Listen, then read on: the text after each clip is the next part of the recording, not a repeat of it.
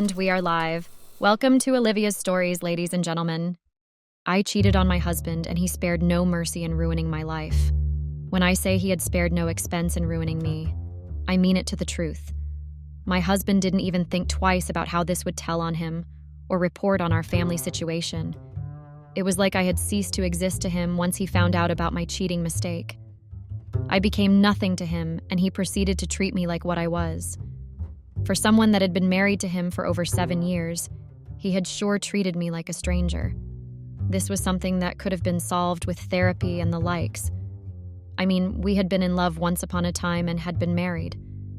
Don't you think with this, he should have at least tried to find out what had propelled me to have an affair outside our marriage? At least he owed that to me. I know you all will be sold on decorum on this platform, talk about I owed it to him not to cheat and whatnot. But I'm on here to vent about my husband, or rather my ex-husband. He had wiped off my entire savings and taken the house he had gifted me on the day we had gotten married. The darn man hadn't stopped there. He had stripped me of all rights to have access to my son. Who cuts off all access of a mother to her son? My ex-husband, that's who. I had cheated, so what? We should have tried to fix it. I was ready to. I mean, who wakes up and decides to just cheat on their spouse? No one. There had to be a changing factor. And in my case, there had been. There had been a lot. I didn't just wake up one morning and decide to cheat on my husband of 7 years. There had been temptation, and from there several cobwebs, which I would get into definitely. So you all would get to understand it hadn't been totally my fault that I had an affair outside my marriage. Not that I'm seeking anyone's validation on this platform. My life has already been ruined. Ruined terribly, for that matter. You know, I keep on going to sleep and waking up and thinking this would all be a dream. That somehow I had vexed the god of nightmares and not my husband, and he had kept me in this endless loop of nightmares. I had nothing to my name because I had cheated. That was a terrible wake-up call, in my opinion. Retelling this experience just seemed to have a worse effect, by the way. An effect that is now my life because I had fallen for temptation. An effect I was now living because my husband decided to throw me and our darn long marriage to the wind. But in truth, it had all been my fault, no matter how hard I tried to delude myself. I had made the mistakes, more of, and I couldn't fault him for being done with me. I could have told him from the beginning and avoided this whole nightmare. I was a total blob and everything still felt surreal. Well, I'm beginning to get carried away with writing down my thoughts on the matter, without telling y'all how everything had come to play, and how my husband ruined my life. Like I said, the premier cause of the problem had been temptations, which led to a whole lot of cobwebs. These temptations came on as a result of problems my marriage had immediately when we marked our 7th wedding anniversary. Well, that most definitely had been a night to remember. It was the night my husband's ex-wife, first love, decided to waltz back into our lives. Like, you wouldn't believe the power of this woman. She just strolled in, and my husband began panting after her like a thirsty puppy. It was demeaning and downright downgrading, for crying out loud. 7 years, I had been married to this man for 7 years, and one look at his ex-wife, I began to feel small and had my doubts. Then, the downslide of problems began. You see, when I explained to y'all on here that it hadn't truly been my fault, I wasn't lying. After my husband's ex-wife showed, and yes, I knew he had been married before, and no, I didn't know what had caused them to separate. My husband never really talked about his ex-wife or his previous marriage, and he had been taking care of me, so of course I wasn't going to ask. Things went from good to terrible since she showed her face at the party. My husband began staying at the house less, always claiming one work trip or the other lol. There was no way he wasn't distancing himself from me. I thought to myself he had to be cheating on me with her. Wasn't it obvious? But I couldn't do anything about it because, unlike the independent women of today, I had been a housewife who had popped out a son and hosted parties for my husband and his friends. No, I wasn't living in a fairy tale, and I know this will sound too good to be true, but it was my life. My parties became her parties. She took ultimate control of the house. And do you guys want to know what my husband did when I confronted him about his little mistress? Nothing. My husband did absolutely nothing. Heck, if I hadn't spoken up, she would have started living with us. He He then began arguing with me over every single thing. Obviously, we argued on occasion. There was no married couple that didn't, but ever since the little witch showed up, it was like I was in an invisible competition with her, and hence the arguing with my husband. What would he prefer to have for dinner? Argue. Was he going on a trip by the weekend? Argue. It became a strain to talk to him, so one day I exploded up on him. I told him exactly what I thought of him and his little witch, and how I knew he was probably cheating on me with her. Because what other reason could she have been back into our lives for? Redditors, you needed to have seen the way my husband combusted on me. It was like I had set off the fireworks and the comparisons began. At the end of the fight, my husband told me if I wasn't satisfied with the way he was treating me with all the money and the houses and the luxury gifts, I shouldn't let the door hit me on the way out. My husband of 7 years, someone I had fallen in love with against all advice, had said that to me. I had literally gone against all warnings because of love and married him, and since I had no one he thought he could say to me. Let me give you all a little introduction on how my husband and I met. My name is Laurel, and I'm 33 years old. My husband's name is Mark, and he's 40 years old. My husband, or should I say my ex-husband? Well, I'll call him my husband till I get to the part of our divorce. My husband owned a law firm, a successful one at that, and I had met him when I had been posted there for my internship. No, I didn't study law. I had studied international relations, but my mother had wanted me to study law, so she dumped me in a law firm as punishment. You know how mothers can be.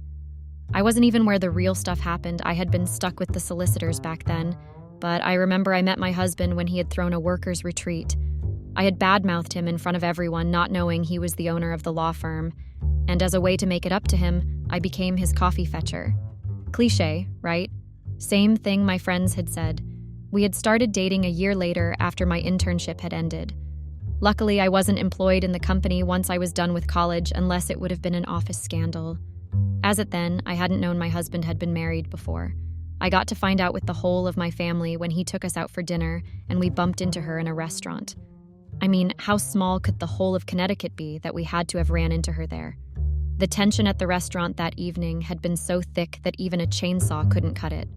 Apparently, as I had come to learn, they had only been married for a year and had split for reasons my husband hadn't deemed fit to tell me about. The reasons had to have been something serious because there had been a lot of side eyes and unbridled words. Once my folks had found out that he had been married before, they were strictly against the marriage. In their words, if he couldn't take care of his former wife, then he couldn't take care of me, and I was better off finding someone closer to my age. And I hadn't taken their word of warning.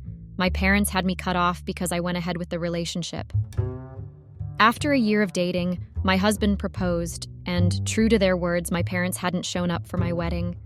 I could still remember the shock of not seeing them at my wedding. I had sent them invitations and had kept my fingers crossed for a miracle. But I walked down the aisle by myself with only my friends from college to clap for me.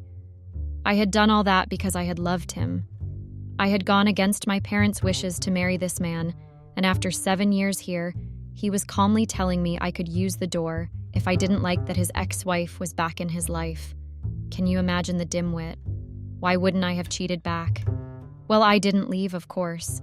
I didn't leave because he was right. He provided for me the money, the luxury, and the gifts. I couldn't leave him, and I couldn't have left my son either, so I had stayed put.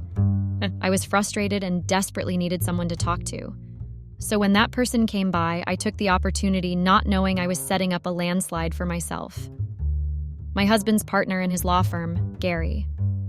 At first, it was just a simple case of him asking how I was doing and if there was anything he could do to assist me.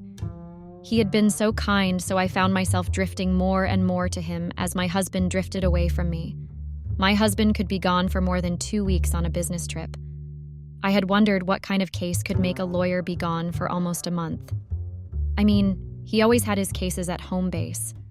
But ever since the witch had magically appeared, my husband disappeared on various occasions. Funny occasions. And as a woman, I had needs. I needed someone to talk to. My son was barely 4 and still speaking in toddler talk. Like I had said, I hardly had any friends. My husband had been all I had. And a girl had needs, which was then coupled with the loneliness of hardly seeing my husband. The few occasions he came back, it was like I had become invisible. He preferred sleeping in one of the guest rooms rather than to be near my space. He was out like the speed of lightning before daylight cracks, and only came back when it was past midnight. The signs had just been too numerous for me not to jump into conclusions, but instead of calling him out again and have him throw me out for good this time, I turned to his friend, who seemed to be always there to listen. I turned to his friend the first time out of curiosity because I wanted to know what my husband's ex-wife had over my husband. I wanted to know the spell the witch had over my husband. So I had gone and asked my husband's best friend and partner. This was when I found out that my husband's ex-wife was also a partner in their law firm. So it was the three of them that ran the firm. No wonder she had such control over him. He needed her. But where had she been for the past 7 years? Why the heck did she think she could waltz in and try to test my marriage? And that foolish man I had married didn't want to do anything about it. This was where my husband's friend stepped in, and I'm sure you all can guess the rest. It started with simple trips to his house to get advice on what I should do about my husband and why I was suddenly invisible to him. Then it progressed to me talking about everything and anything with him and cooking for him. From there, that's how I landed in between the sheets with him. Yep, that's how I started sleeping with my husband's best friend and partner. Like I said earlier, I can't be fully blamed for it. I wasn't getting any attention from my husband's end, and I found where to get the attention. And my willpower crumpled like a crushed flower. Right under my nose, the thing with my husband's best friend and partner turned into an affair, and I couldn't stop. I didn't want to, quite frankly. While my husband was busy going on trips with his ex-wife or whomever, I was warming his best friend's bed with my son in daycare. Life was perfect for me. For a while, I thought I had everything panned out. My husband would never find out, and I could end this thing with his best friend when I wanted to. I was wrong on both counts. Totally wrong. My husband found out. I wondered how it had been like when he found out. His best friend had been the one to break the news to him when I couldn't succumb to his blackmail. Yes, my husband's best friend blackmailed me. I told you all it would only get worse from the moment I decided to cheat on my husband.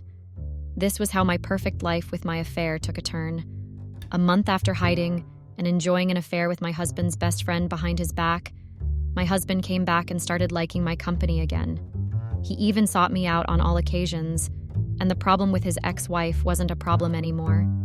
It was as if there was a transformation on the last trip he had traveled for, and I began feeling guilty. I had my family back again. I couldn't continue having an affair outside my marriage. It wouldn't bode well for me. So I decided to end the affair. In my head, I had thought it was going to be as simple as just saying it. It had been a phase, and I needed to end it. It was meant to be as simple as that. I had never been more wrong in my life. The man I had once found comfort in turned out to be a nightmare. Literally, you all. He had recorded pictures of our affair that was supposed to be hidden behind closed doors. And when I had gone to end the affair, he had thrown said pictures in my face and told me he was ready to lose the friendship with my husband, but in his own words, was I ready to lose my marriage with my husband?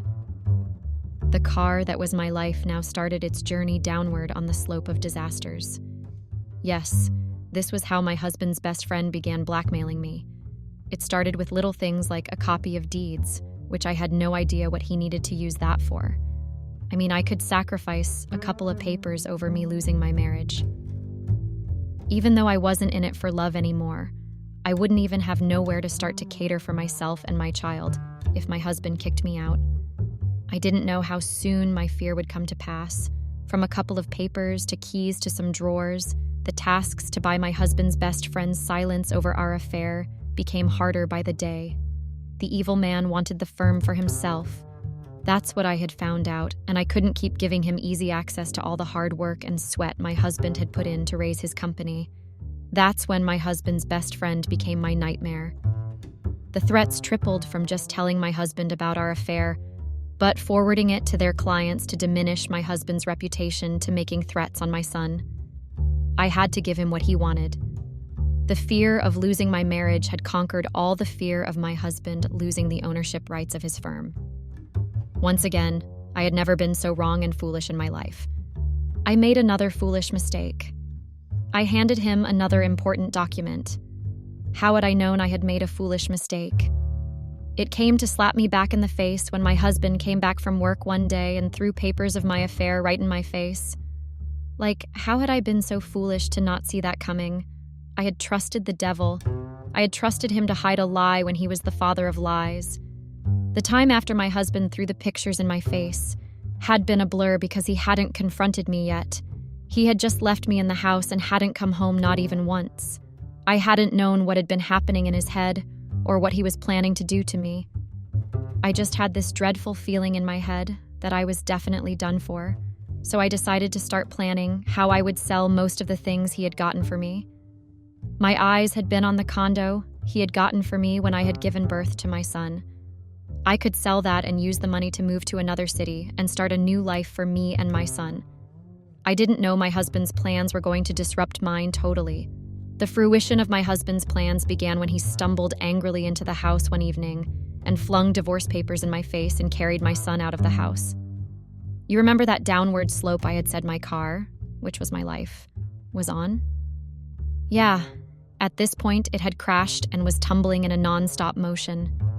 The thing I had feared the most was laughing me in the face while dancing the mamba around me. I deserved it, you all don't need to tell me, but I still had a plan. That's what I had thought. When I went to sell the house, my husband had gotten me to be able to run away once I signed the papers. I was told the house wasn't under my name. I had shown the realtor the deeds in my name, and I was told that wasn't the correct documents to the house. That the document in my hand only showed I had purchased a space in a storage unit. You can't even begin to imagine how stupid I had felt at that moment. I had been played by my husband. Like, why would he lie to me about a house if he hadn't bought me one? It had all been in the plan to ruin my life. I hadn't known then. In my head, it was just a cruel taste of fate. After the property fiasco, I had to pawn off my rings and bracelets my husband had gotten me as a show of love. I put that in quotes because after giving me a fake property for giving birth to his son, I don't think my husband understood the meaning of love. Well, I was in the middle of looking for jewelry to sell when I remembered that he had opened up a bank account for me that he had said he would be for me. I had that as my last resort because I hadn't been saving much in our marriage. He provided everything I wanted, so I hadn't seen the need to save. I regret that now. Well, I shouldn't have put much hope in the account because just like the fake property, the account was empty. Can you imagine the gall of this man? After staying with him for 7 years, he was treating me like this because I had a little affair. It wasn't even as if he was innocent in retrospect. So I went to confront him because I wasn't going to go out of this marriage office without anything. I found him at his office, and of course, the witch that had started this whole problem was there with him. And I told her explicitly what I thought of her. That she was a marriage wrecker who, instead of respecting her old age, was behaving like a prostitute and panting after a married man. Well, that didn't bode well for me because my husband threw me out of his office when I hadn't even delivered the message I had come to say to him. It didn't stop me, though. I came again the next day and the day after until I became a nuisance in his workplace, and he had no choice but to give me an audience. Then I told him everything I thought of him and his cheap two-timing behind, and my husband told me what he thought of me. Apparently the house had been real, but he had switched the papers and bought the house for himself since he had a 1/3 commanding interest in the house. And my savings? He had cleared that because he also owned the account. That day my husband swore he was going to wreck my life like I had wrecked his. It was on this day that I found out that my husband was fighting for ownership of his firm with his best friend in court. I had contributed to the problem. I signed the divorce papers on that day in shame, with the hope that at least he would forgive me, and I could start from scratch again. I knew there was no way I was going to get custody of my son. I didn't even want to try. Do you guys think I did the right thing? Update 2, Hi Redditors. I'm back with an update on what happened with my life after I divorced my husband. Apparently my husband wasn't done with me. Nope, I wasn't nowhere done paying for my sins with my husband and his best friend. After I had divorced my husband and receded all rights of custody of my son, I had tried to pick up my life, but of course that had been hard without a dime to my name. My parents had decided to cut me off ever since I had married my ex-husband, and even as I became free from the marriage, they still wanted nothing to do with me. Well, my friends were a close-knit bunch that agreed with what my parents said, so I didn't have any help from them. I had to go back to being a barista. I began living from hand to mouth. I had nowhere to stay. You'll think with all these terrible things happening to me, I would have learnt my lesson. No, I hadn't. 6 months after I had divorced my husband, and 6 months of working like an elephant and eating like an ant, someone walked into the cafe where I was working. Your first guess would surely be my ex-husband's best friend. But no, that wasn't who graced my cafe with their presence. It was my ex-husband's ex-wife. According to her, she had been watching me for some time and was saddened by how things were going horrible for me. Yeah, the witch just came to laugh in my face. She said she had a job for me and asked if I had any qualms with working with my ex-husband again. I was about to say no. There was no way I was going to be working with my ex-husband again. Then I heard the salary amount for the job, and I was humbled. That was 5 times my monthly income as a barista in just 1 month. I didn't waste any time in accepting not knowing I was setting myself up for another run. Well, I found out the hard way. I began working for my ex-husband's ex-wife as her personal assistant. Who would have thought I would be this deeply involved in drama after the one I just got out from?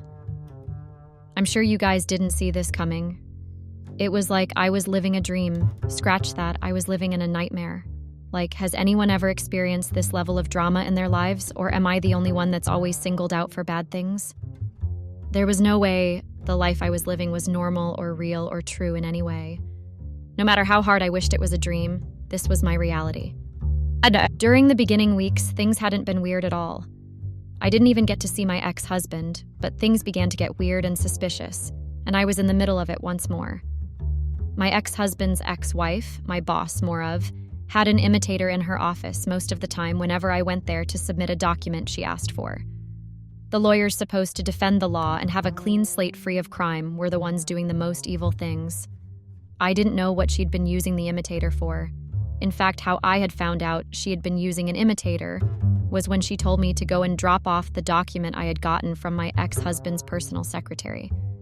I had viewed the document and found that something was off about it. No one would notice except someone with a keen eye, and I had lived with my ex-husband for 7 years, so I knew exactly how he signed his signatures. I knew something was off. Yep, something was really off, and it started to unveil itself when I found my ex-husband's best friend in a meeting with my boss, his ex-wife. That's when I knew that something was going on, and it was going to be against my husband.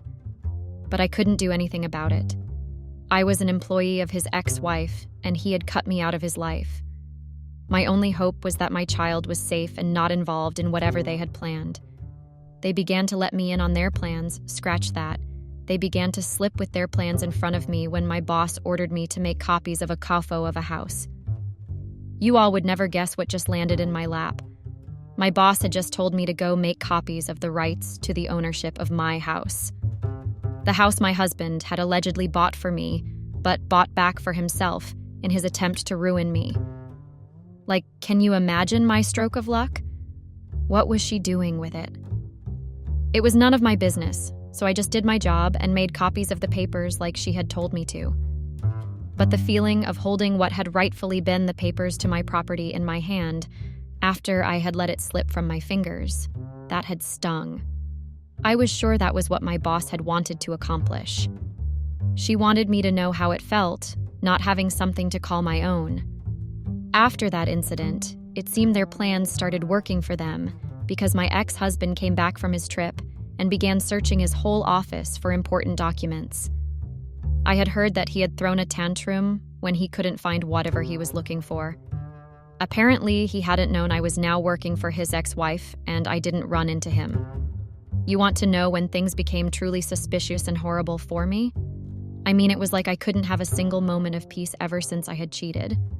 Well, my husband's ex-wife came to me and gave me a large amount of cash and told me I could take 2 weeks off. In her own words, I deserved it. This was someone I just started working for a month ago.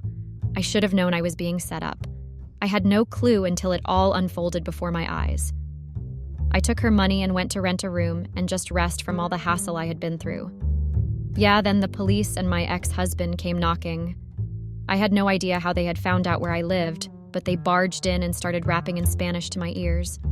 There was talk of forgery and theft, and it was at the point they pulled the house papers with my signature on it that I knew I had been set up. Everything I said from that moment fell on deaf ears as I was whisked to the police station. I couldn't believe what was happening. This charge was going to be a dent to my name officially. When someone pulled up my records, they were going to see a criminal record. This charge was going to make it hard for me to get my son. Those had been the only thoughts in my head when the police read my rights and told me I had access to a state lawyer to defend my cause since I didn't have one. I couldn't afford one because I had been given counterfeit cash. This was another charge on my head because I wasn't supposed to be in possession of counterfeit bills. I tried. I tried so very hard to explain that I had been a pawn that had been set up. However, my ex-husband's ear was closed to my pleas. According to him, I had come back to try to take everything once again, and I could never be trusted. This was how I was whisked away to prison. Yep, folks, I was found guilty for forgery and theft and was sentenced to prison for 10 years. I wasn't going to see my son for 10 years. My life was completely and utterly ruined. And it was still ruined, but luckily I didn't get to go to prison for 10 years. How would I be here typing this update a year later if I had gone to prison? Well, my case was reviewed 2 months later when everything was uncovered that it had been my ex-husband's ex-wife and his best friend's plan to use me as a cover front for their much bigger fraud. They didn't get away with it, though. Yeah, that's how I was released. Apparently, they had made me sign the paper without my knowledge. Yes, my signature hadn't been forged. That's why the court had found me guilty in the first place. However, they just wanted my ex-husband to be focused on my case while they sold the firm to the rival firm and disappeared with the money. They also forged my ex-husband's signature to gain access to his accounts. That's when they were found. And I was released after going through the worst 2 months of my life. I had contemplated dying because it was difficult on those nights when I thought about what I would do with my life after 10 years of rotting in prison. What I had gone there is something I wouldn't wish on my worst enemy because I had seen what my eyes couldn't imagine. I'm sure you're wondering if my husband apologized to me after the whole fiasco was over. He didn't. In his own words, I had deserved everything that was happening to me. According to him, maybe sometime I would get to have some common sense to know not to trust easily. Yeah, I had learned my lesson big time. Trying to get a job with my criminal record was hard and sometimes warranted in insults from employers. I couldn't get to see my child too because my ex-husband was threatening heaven and hell if I ever came near them. So I was stuck once more, living from hand to mouth until I gained the courage to face my parents again. Lol, it didn't go well, but at least I got a roof over my head and occasional food while I figured out the next step of my life. My mom was the one pressuring me to do more than wait on people and serve them coffee. That I should do something useful with my degree, that's why they had put me through school. I get that she was trying to be helpful, and it was in her nature, but I was trying. I woke up trying and went to sleep trying. This was something that wouldn't leave my mind, even in my second lifetime. Yep, I was stuck with the memory of never getting to see my son. And nothing I could do would rewind the clock to stop me from making the horrible decision of having an affair with my husband's best friend. I hope you all have learned a thing or two from my experience in trusting people and hurting those you claim to love.